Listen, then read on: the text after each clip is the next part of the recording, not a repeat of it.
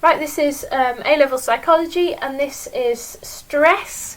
In this particular video, we're looking at the effect of stress on illness, but particularly on cardiovascular disorders. Cardio meaning heart, and vascular meaning the veins. We're looking at how can having a prolonged period of stress affect the condition of our heart and the condition of our blood veins. So let's have a look. This is what we know about what stress what we think stress may do. We think that one of the things it can do is harden our arteries. Another thing it can cause is high blood pressure. And the last thing is coronary heart disease, leading to a heart attack. So we know that there's a link between stress and these three things, although it's not really well understood yet. We know that there's a link, we're not 100% sure why, or whether it's stress that's causing it, or whether it's something else that's causing it that's related to stress. It's not really well established yet.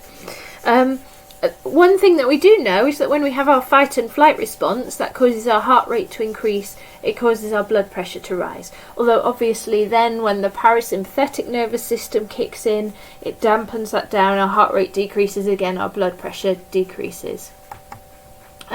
One thing that's been suggested is that it might be secondary behaviours linked to stress that's what actually causes these issues in the cardiovascular systems, such as we know that drinking lots of alcohol can raise blood pressure, so perhaps it's that. Equally, eating loads of chocolate and ending up obese also has negative effects on the cardiovascular systems. So it might be something like that that's related to stress rather than the direct effects of stress. But we know that in some way stress is linked to those three issues.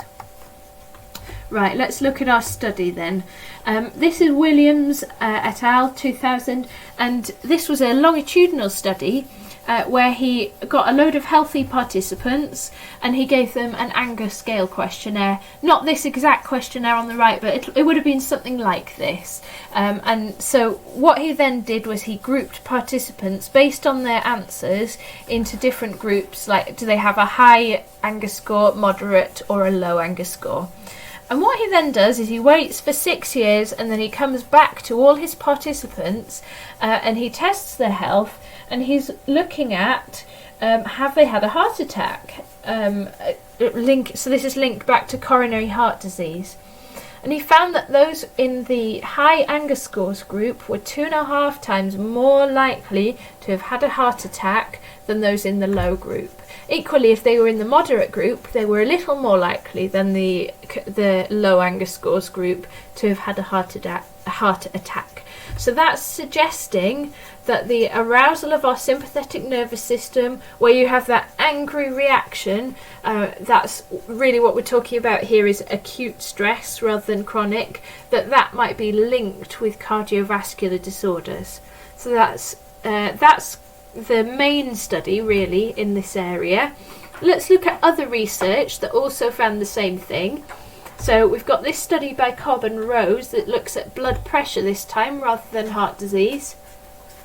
So this particular study, they took air traffic controllers and other air traffic personnel. The controllers it's a high stress job where you have to really concentrate, where there's high stakes. If you make a mistake, 2 aeroplanes could crash and that's a huge loss of life. So it's a stressful job. So they're comparing the air traffic controllers with other people who are in the same area, air traffic personnel, but have less stressful jobs. And I guess by using two groups of people in the same area, they're trying to some extent to control for individual differences a little bit.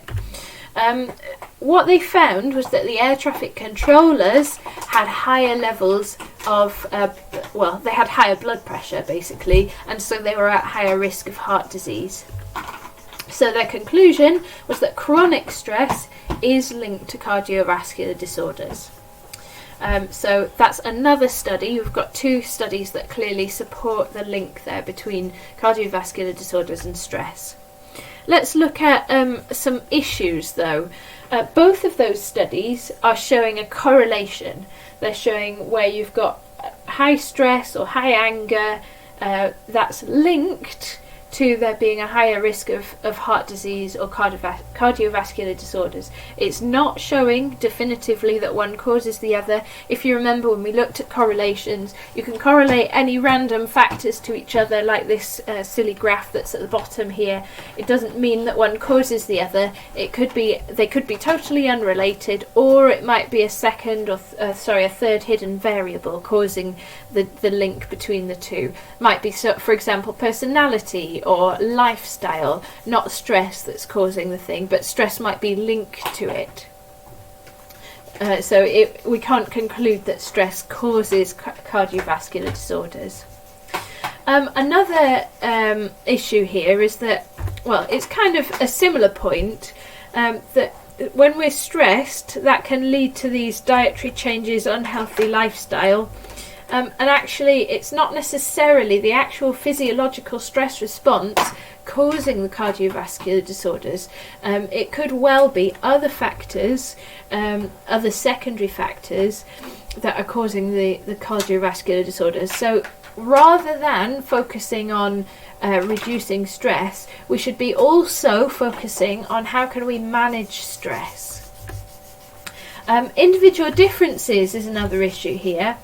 So Rosansky found that some people respond more to stressors than others. Their sympathetic nervous system reacts more and more strongly to a stressor than for other people, which leads to more damage to their cardiovascular systems.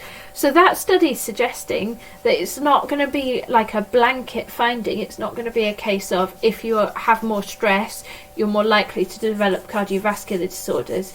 It shows that people react differently to stress, and that might be, for example, through a cognitive factor, through the way people are interpreting things differently. It could be through any number of things, personality. There are differences, whatever they are, in the way that people respond to stress, and therefore they might be less vulnerable to cardiovascular disorders as a result of that.